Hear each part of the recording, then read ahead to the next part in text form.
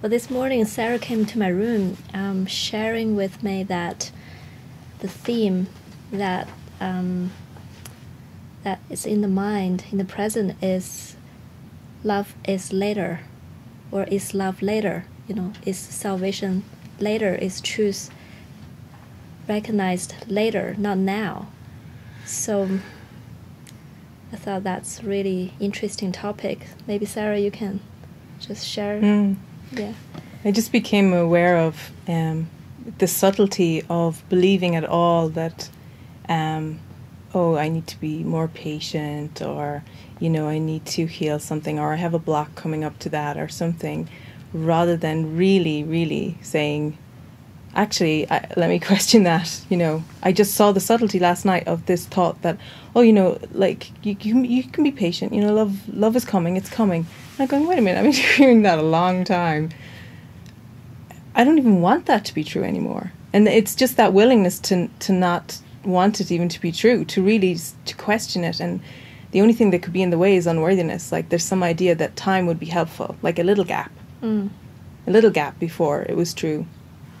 And who would I be if it was true now? Like right now, if love was right here, right in front of me, and I could actually experience that. And, so I'd had this slightly deprived feeling, or something was coming in, or a disappointment. And I was like, oh, okay. I was going into this stoic mode and I was like, I can't listen to that anymore. I don't want to believe that anymore. And even if it means that short term I look impatient, or I look demanding, or all of the things, I guess, that don't match the self-concept in my mind, it's like Ricky's song, I need to know I'm loved right now. And if there's something I'm not willing to look at in myself that can't accept the love right now, I won't see that love is there. I have no chance. If I don't call it forth right now, if I don't question that ever so subtle, as if it's later, even later this afternoon, even anything, it means I don't recognize love now. That must be in front of me, and I'd rather get irritated and annoyed and look for it in this moment. Like look for the real peace, look for the love that must be here, that that this promise is true. The immediacy of love and salvation. Again, so when I recognized there was still part of me that really didn't feel it, I got annoyed, but in a hopefully truly helpful way. So I'm saying, yeah. So I thought, let's join about it. Yeah.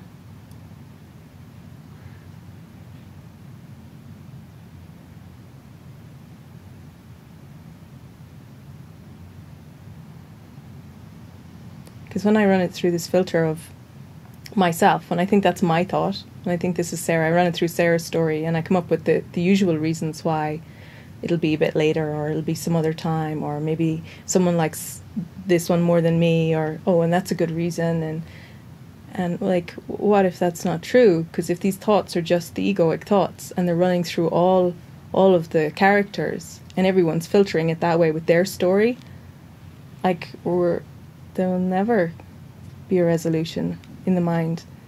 And it's almost like love is later isn't a personal story. Like love is now is an impersonal story, and therefore it doesn't even matter the reasons I have in the way of why I think love is not for me now. But practically, I really want to just sit with you practically and just feel this. So what did you say about the practical? You were saying that you would rather feel the whatever that's coming up right now, instead of just saying, I need to be more patient. Yeah. I'd rather feel the urgency. And that it's not a lack of patience. The urgency is the desire to experience love now, is actually the openness to experience love now. It's not actually a problem. It's not even a grabbing. It's just like, actually now is good. Now is good. Can we just stop the world? Can we just pause whatever I think is going on and go, when another 10 projects from now, maybe there'll be, even some idea of time for that. Yeah. It can be very subtle. And there's a willingness to allow things to be given. However, if that thought exists, it's never going to be now. Which means it's never. And that's, I don't care for that worldview anymore. So, yeah, it's like one of my brothers here has just been this permanent reflection of that irritation rising, and so helpfully, because it's like, this feels awful. I don't want this. This feels awful. And, you know, I've been like saying, oh, you know, be patient and be this, and I'm thinking, no, he's absolutely right. This is terrible. Let's really look at it. Like, really look at it. This is terrible to think. Like, I saw very old themes coming up, like, you know, oh, I'm sure it's just not for you, or it's not the time, or it's not this, it's not that. And I'm like, I have to question those. I have to question that there's something that has to happen before I can experience this love, or that it's conditional in any way, or it's based on anything in form. You know, the linking I would make to it coming from something in form, and therefore it could be removed as well. I just saw some of the subtleties of it, but mostly like a leaving myself out. Like, oh, I'm sure it doesn't apply to me. Like an exception to this character self. Because I totally believe it applies to everyone else. And then making an exception. Yeah, for me, I think I remember you know, if there were times where there was some kind of emotion or contraction that's happening, and you know, it used to be a way like thinking, okay, there is something wrong. I don't like this person, I don't like this situation, so I dig the beliefs of seeing what's in the mind, the beliefs and thoughts, and then trying to reverse them or trying to open them up. But actually, what really worked for me practically or in an experience was when I really allowed whatever to be there. Like I don't really judge what's coming up as good or bad, or as saying anything about why am I still feeling this way? Why am I still feeling a contraction after years of mind training? When is that going to be the point where I'm going to be constantly happy forever? And that was a block to think that there will be a point in the future that there's a personal happiness, and this person gonna be in a point or in a place where there is nothing that's upsetting anymore. And the real healing is a complete blast of all this way of thinking and the way of seeing everything. So what happened to me was that when I started to just, when this kind of, you know, so-called undesirable emotion came up, I just really went for it. I thought, you know, it seems like really beyond my control. I still experience it, and first of all, I don't want to judge this shouldn't be anymore. This means something, or when I'm gonna, you know, not experience it anymore. Just this constant repulsion around certain feelings, and instead I just went for it, like almost had my arm wide open, like, okay, come here, let me see where you are, let me experience. And what happened after that was I rise above. Like suddenly the good experience and the bad experience became the same to me. I don't care anymore. So there was nobody that's constantly being in one position. It was actually this person rise above, or something rise above the person that experienced both good and bad, and these waves of ups and down. And there's no thought of when there is going to be that ideal scenario. There's never going to be that ideal scenario, but there is another thing that's happening that just completely ignore the person identification, and whatever this person experiencing, so-called negative emotions, repulsion, resistance, sadness, or the good ones, they become all of a sudden the same, and it feels there's some kind of another dimension or another place that open up to just allow all of this to be equal to have the black color and the white color to coexist, and neither is better than the other, and all of a sudden they just only what's going on is peace, because there is no judgment or no and I don't really feel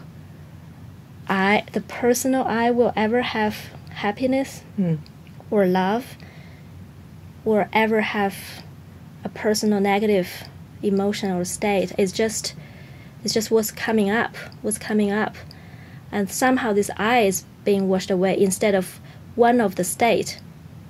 The negative state is washed away. That's like the way that has been a trap of the ego, is to put everything on the timeline and saying this is what's happening, but in the future this situation will change. But what is never changed is the one that experiencing it, and the time that's never changed. But the scenario will be different. All of a sudden you will only be happy. No, that's not what is really happening. It's a completely different dimension that's introduced, almost like from a two-dimensional world. Suddenly you see the third dimension that was not even in awareness before. And that's what I guess what you're saying about do not question, do not really trying to reach something in a linear way through this filter of this two-dimension. Okay, I want something, but it can't be now. Now is a third dimension. Yeah, it's a subtle denial of the existence of that third dimension, the straight up experience, and in keeping you harnessed. And it doesn't matter how subtle it was, because it still contained that little grain of sand that rubbed, And just because I've become good with the raw rubbing of that one grain of sand does not mean that I'm to ignore it. It's like the princess and the pea. That irritation is truly helpful. Yeah, it's my chance to use it right now. Yeah, that's beautiful, because I think eventually, like if the person still search along the timelines of awakening of happiness, there will be one point that will say, forget it, I don't want it anymore, I don't want awakening anymore, because it's just a future promise all the time. Tomorrow, just work on this block, work on this emotion, and then you will feel that. And you never feel that, because as long as you're seeking personal happiness, you always gonna have personal suffering. Like it just comes together. So yeah, it's just even just the worthiness of the mind to say it's now, and I've been told that's true, and I would like to be shown. So just even that openness, that spaciousness to say, okay, now I'm here, I'm present, I know nothing, I understand nothing, show me. That's what Jason was saying a little bit before the show. He was saying the present moment now, what you're talking about, it. That's why it's not between the past and the future along the timeline. It is myself. That's why, the self can be seen right now. It doesn't really need to be seen in the future, because it's always here. And that's the desire of your heart. Yeah. And then if I'm accepting the substitute self with this whole story, then that's me locked in. Like there's no chance. Yeah. And also, like, I was looking for a visceral experience, I'm looking for an actual experience rather than even just sticking in the theology of it. Like today I had an access point and I thought, okay, here's a portal. Yeah. I want to use it. That's it. That's the portal. That's what I found was when from running away from those so-called, negative experience, to turn around, to welcome it. And that was my portal. All of a sudden I found there is another dimension that you can enter. There is no more when question anymore. All of a sudden it's just like nothing is wrong. And that's what you are saying. Like just find out that portal and just go straight from that. I was quite amazed at what was still there. I was quite amazed at the subtleties. I was quite amazed at just the denial that was still in place. That I could, in this subtlest way, miss the portals. And just really, like, we had a beautiful demonstration from Susan this morning about, like, oh yeah, turn back on the willingness, stay totally open. This is for me. This is for me. This the subtlest thing. This is for me. This is why I'm here. This is what's happening. This is why. Yeah, just the freshness of that. Yeah. Thank you. Thank you.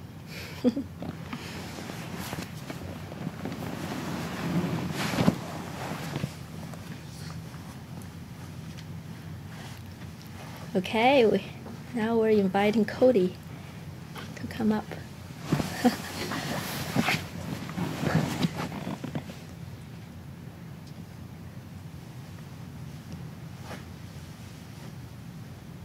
I was really just told that you have something to share. Yeah, and I wasn't volunteering that either. So. Yeah, and I've just been looking at the theme again this morning of feeling like it's been a perpetual carrot on a stick dangled in front of me that I'm never reaching, and I'm only getting the stick part, like the battered part. And it feels like hope is kind of just maximized. Like hope it doesn't serve anymore. Thinking something's going to be better in the future. Right. Or thinking that that anything's offered in the future. Mm-hmm. And it feels intolerable to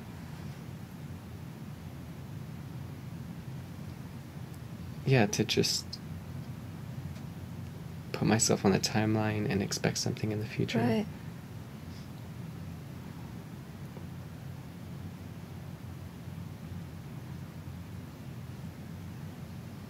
So actually with that, I'm looking at all this present, like this present fear of deprivation, of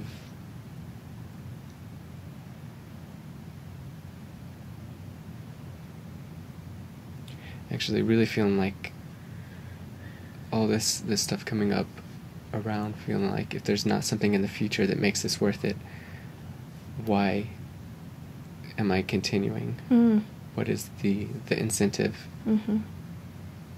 And it's been coming up a lot for me over the past few years of being in this path. It just comes up over and over again. What's the point?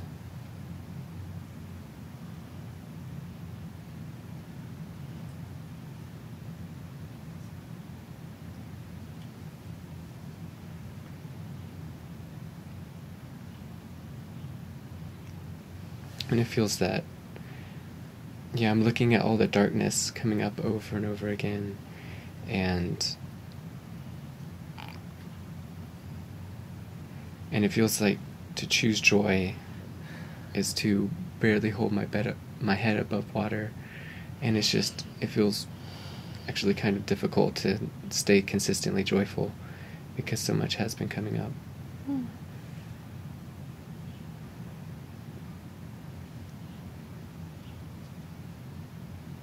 And I've just been feeling like I need to experience miracles now, consistently, because I need to be convinced that there's no sacrifice or lack, that I'm taken care of. That's been my prayer lately, is just, I need miracles every day, because it feels like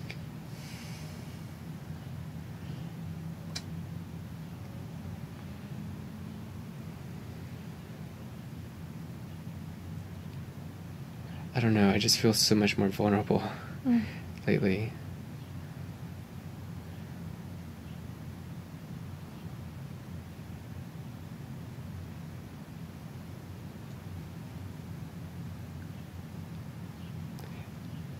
Yeah, Jason put the words to it recently, and I've never really acknowledged it as it, but it feels like with letting go of future outcomes, future happiness, I'm just facing this deep, present fear of abandonment.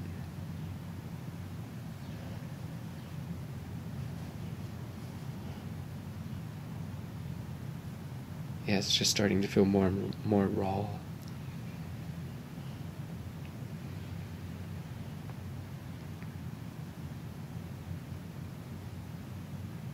But I see that it's helpful, though, to let go of, future thoughts. Because that's just a defense from seeing this presently. Yeah. Like how much fear there is right now. Right. And how isolated I feel right now.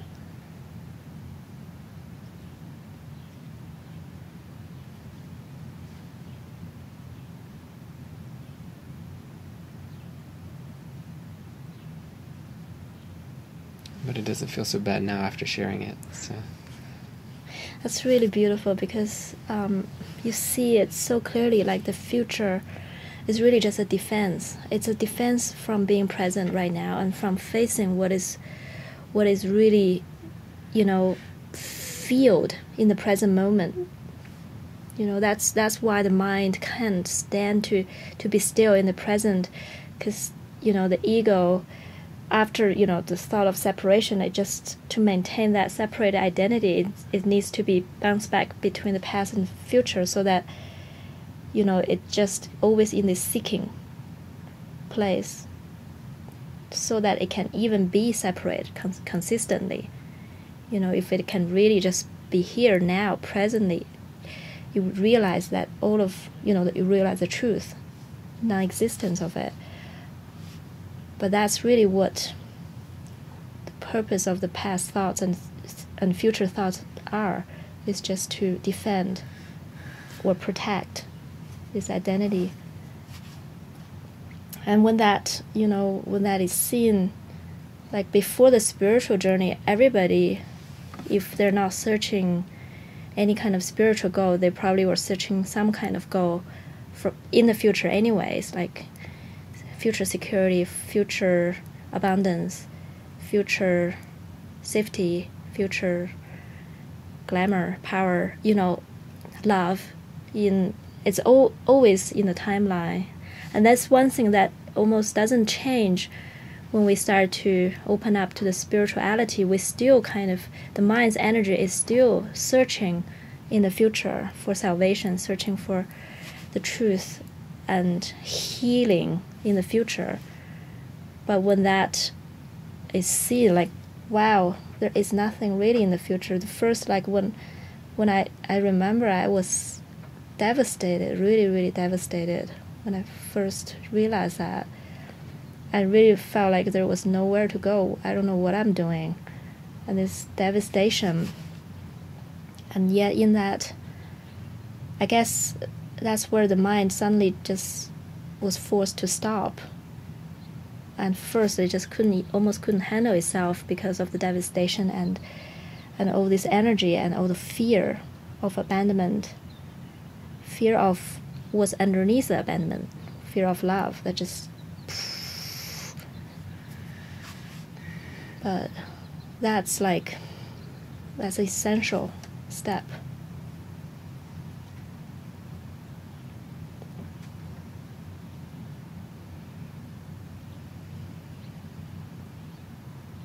Yeah, I've been feeling for the past few days that faculty of looking to the future is being maximized. Mm-hmm. Like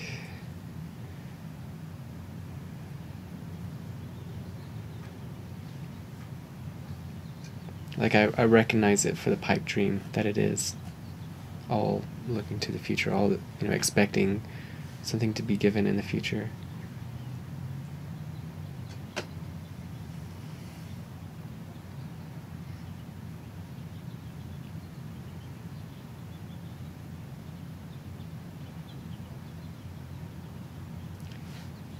But it feels like, yeah, the benefit is I don't have to be on that treadmill anymore. Mm. That I do have stuff to really face presently, but it feels like I'm aimed in the right direction now, like the present direction. Yeah. And then just see what really comes up in the present moment.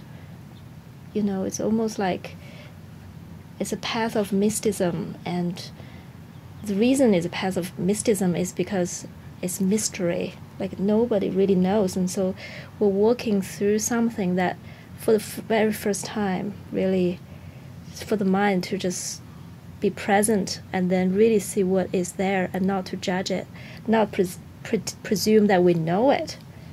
Not presume we have concluded this. Oh, we know what this is. No, you don't know. We don't know anything. It's all brand new. It's the first time that just have the mind wide open and welcome what we're walking through, everything that's coming up, and see exactly why the mind was so fixed in jumping away from this position. What is really here?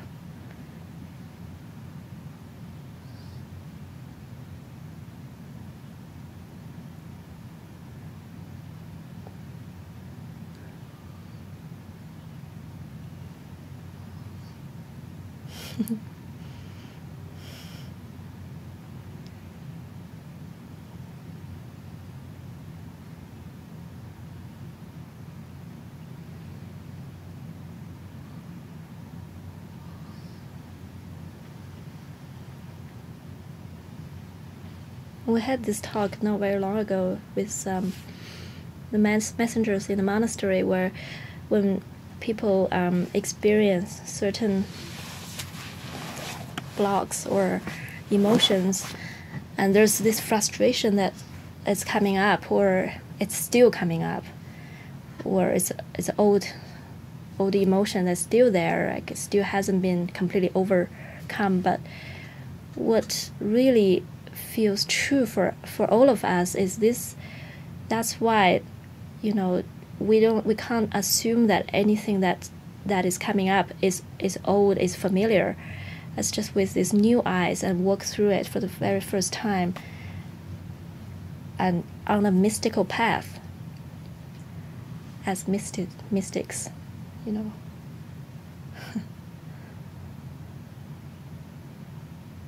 So who is there to judge? This shouldn't be. Who is there to judge that I shouldn't be experiencing abandonment thoughts, or I shouldn't be experiencing all these waves of emotions right now? Who is there to judge that?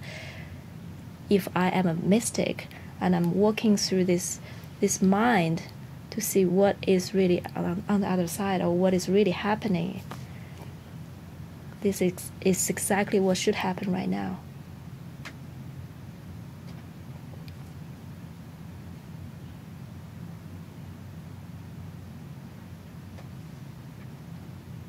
Yeah, that's bringing back to mind that it is about present trust.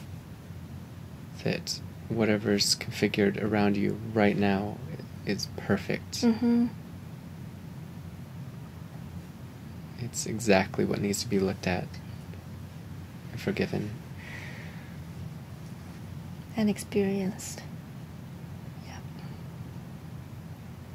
Yeah, I think that it's been a lot of rinsing of doubt. Because I know that you've been holding that note of just diving into trust and devotion, and just been in such a fast path. But I feel like I've had so much doubt.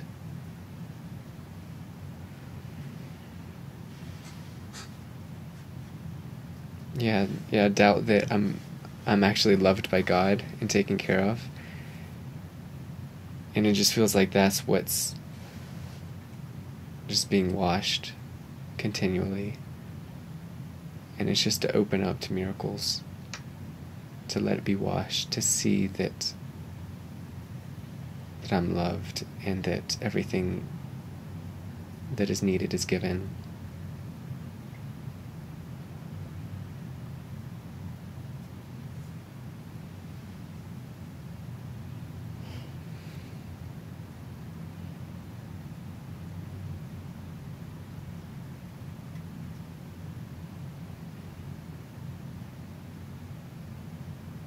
Yeah, I feel better though, knowing like, okay, that's what it's for.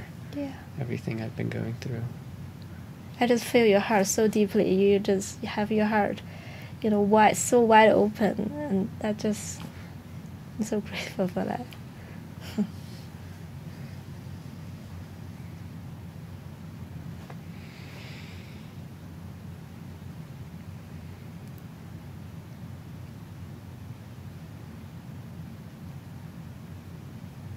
Yeah, that just feels like the benefit of exposing this is that it feels like I could just pull back a little bit and see, okay, yeah, that's what it's for.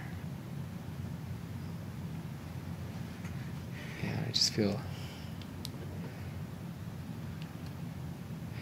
feel grateful for this, to let it out for the whole world. I'm so grateful for this, for you, yeah, being here.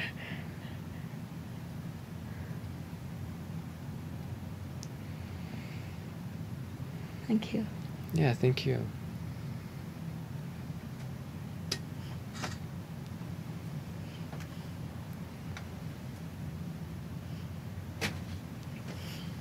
Okay. Jason can't wait to come up.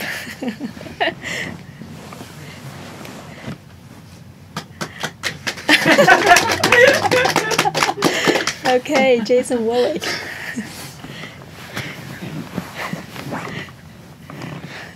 Thank you, Cody. That was beautiful.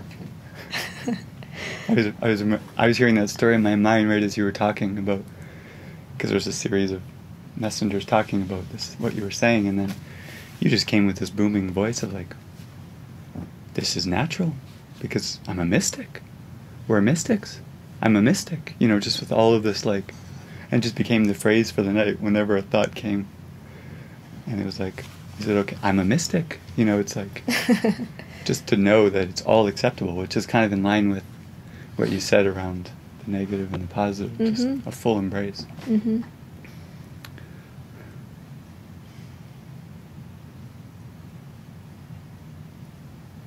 We've been doing that here. Even at lunch, we were just celebrating the idea that really we're not talking about anything, but we're having so much fun. Just like letting the miracle pour through, and the laughter and the love. And when you're in that darkness, you can easily forget that, you know, all that laughter is like, it's always been there and right there, because you only see from the ego's filter. And we've kind of made this commitment to just keep extending and sharing whatever's coming through, kind of blowing out the pipes of that anything could ever be wrong, or even said wrong, or means anything. And that's kind of our passion right now. Yeah, we were talking about like sharing. We were sharing some thoughts, and then Jason, you were asking me, did I do it wrong? I said, how can sharing what you're hearing be wrong? How can that be wrong? That's the only thing we can do. Like, what else can we do? Right. Like, if you say it or don't say it, there's really no difference. Yeah. It's the association with speaking or with thoughts. Yeah.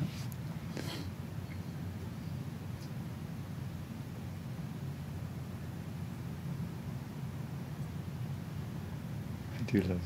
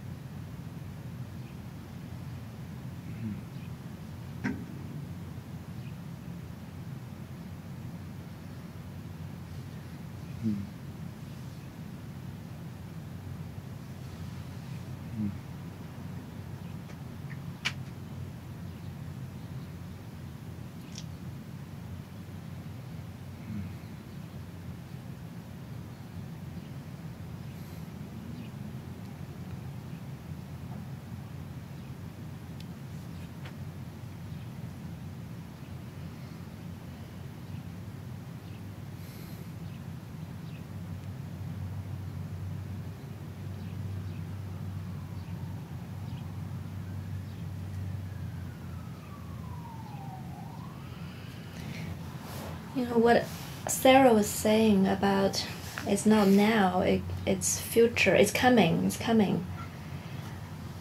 and it's just like sometimes when we think about we're not doing what we're inspired to do, and we can't be doing what we're inspired to do. There seems to be certain force or reason that stops us from following our inspiration right now. Like really, if that is a thought in the mind, I really want to question it. Like, what is stopping you from following the inspiration right now? What is stopping you?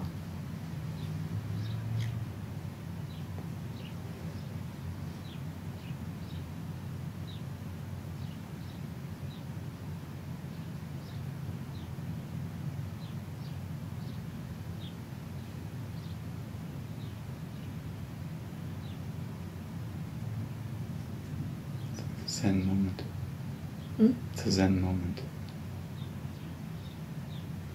If you give yourself a reason, and the reason is very, very convincing to you, is a believable reason to say it's because a person or a situation that is stopping me from following my inspiration right now, if this is truly believed, then, and there's some kind of victimhood in it, almost like I can't follow what I really want to do right now because of this person or because of this situation, then really I wonder whether you can see that the person and situation there is out of your own desire as well. Like, you give the person the power, you give the situation the power to stop you.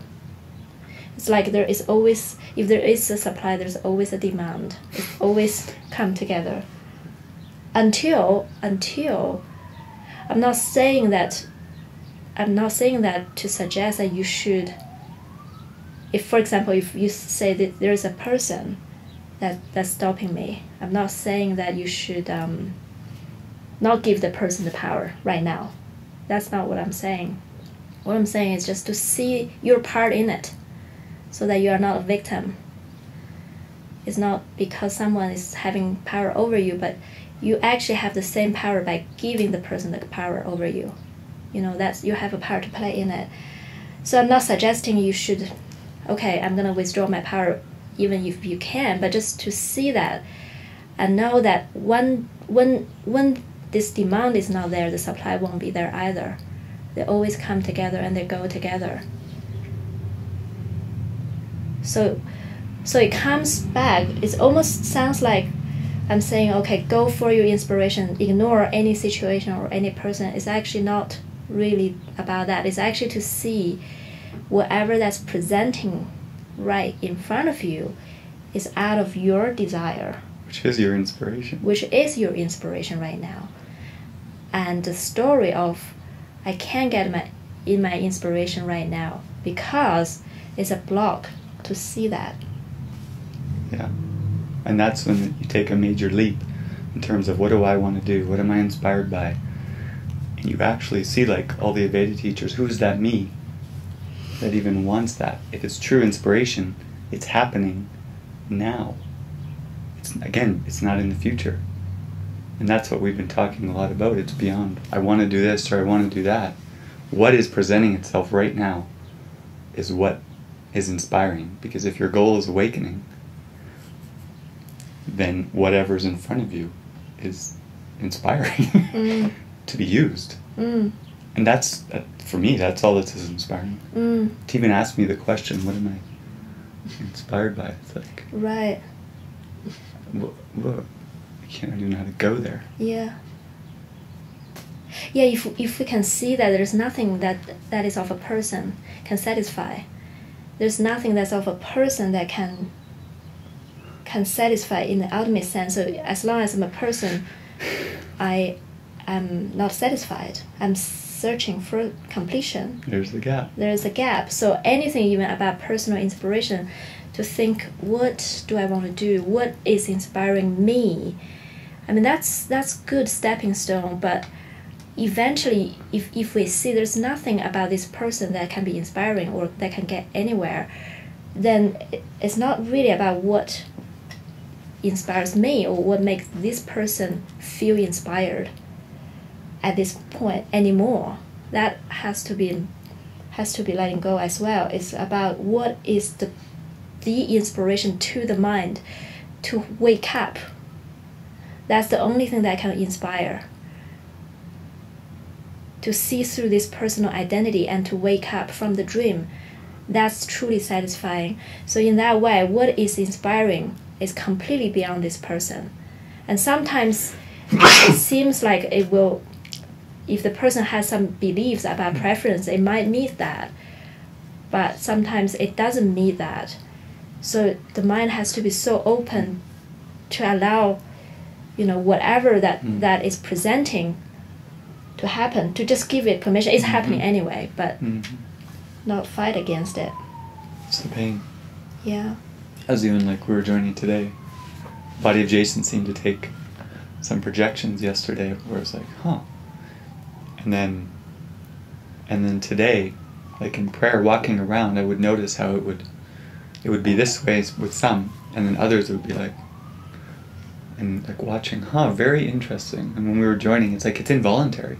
You have no choice how you're going to be with some, and it's perfect. It's totally part of the plan because you don't know the plan. You don't control it. No control over the body. No control of bowel movements. No control over, the smile, the no smile, the firmness. Like they would say about Mary Baker Eddy in the book her students wrote. Sometimes she would wake up and be like, hey, so beautiful. Like, how are you doing today?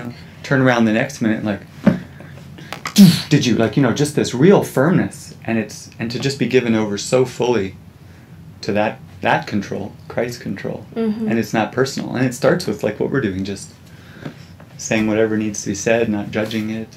And then the body's given over completely. It's all together. That's inspiring to me. Yeah. If you ask me what I'm inspired by, that's what I'm inspired by. Yeah.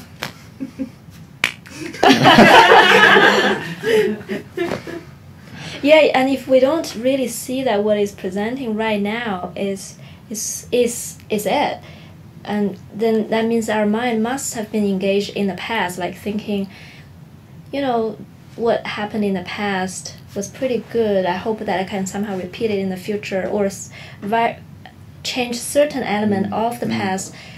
So that must be the perfect version, and I hope that will happen in the future. So you can see, can you see that? Can you see that it's not really the inspiration, it's some kind of from the past and project into the future? And what that is doing is you completely miss what's going on right now. Completely, you don't see this is inspiring. You don't see what's going on right now,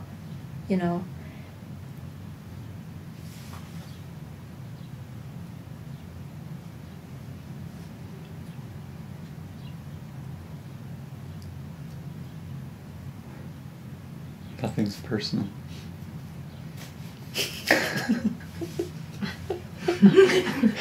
Every time I talk like that.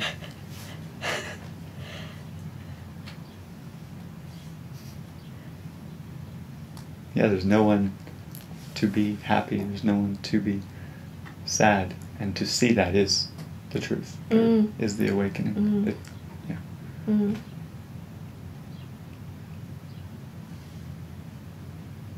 When I was going for my walk today, I was walking beside a stream, just feeling like a pass-through device, like let it all move through, whatever it is, just like the river.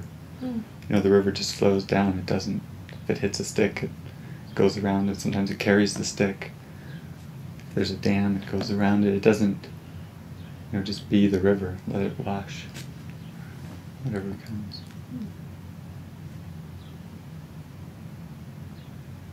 My friend Jeffrey, years ago, actually gave me an analogy that sometimes when you're awakening, like what Cody's saying, when you really give up all future hope, actually that's very good. And like you were saying, there's a desperation that comes up under that, like, but it's not a desperation of loss. Actually, it's like, oh, you know what's coming on some level. And you know, for that, to give yourself that permission, it's like a giant web of a beaver dam in the river. You know, the water's hitting and it just hits and hits, and it feels like you're the dam. But when you let it, the river, do what it's going to do, you start to associate with the water more, and then it carries the dam and breaks it up, and it all just kind of breaks up into little sticks, and then you're kind of aware the sticks are there, but it's not a dam anymore. And then that's all we're doing with all of these functions and projects and joining and sharing. It's just giving ourselves full permission to extend, however it looks. You know, I mean, look at David Hoffmeister with regards to speaking. How many times has he said the same thing to different groups? It's like it just doesn't matter. There's no old, there's no fresh, truly, anymore. It's just what's in the moment, what's given. You know, communities don't get old, truly. It's a state of mind that you give to it. Even the ideas of subtle and hard, it all becomes the same. It's like in or out, so to speak. It all breaks down.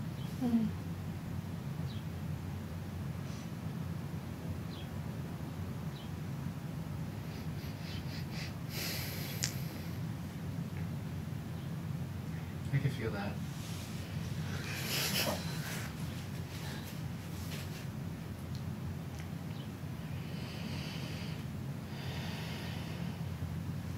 I was sitting here just thinking that the very thing pounding on my chest is love. It's just unrecognized. It's pounding on your chest, and it's the idea of what love is that's deceptive. And how would you know?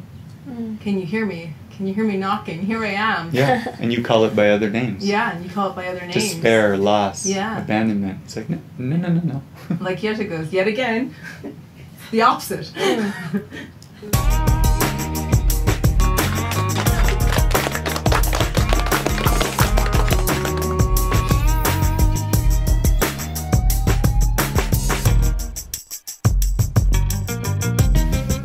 Yeah, just after airing out everything that I was feeling earlier, I realized that, it's just purely a defense, the past and future, and it's been primarily around relationships, and I just see how I've been wanting to use relationships to cover over that feeling, you know, this feeling of not good enough or abandonment,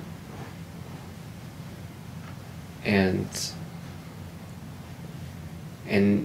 now it feels like as I'm letting go of the future, I'm letting go of needing relationships for that. Like it feels like I don't need to protect, you know, what does come up anymore. I don't need to keep it down with some Band-Aid in the world. I can just be open to it, just face it. You know, let that pass and let, you know, whatever's rushing behind it come through too. Right. Yay. Yeah, it feels like, just a weight just dropped. I don't know, it's like...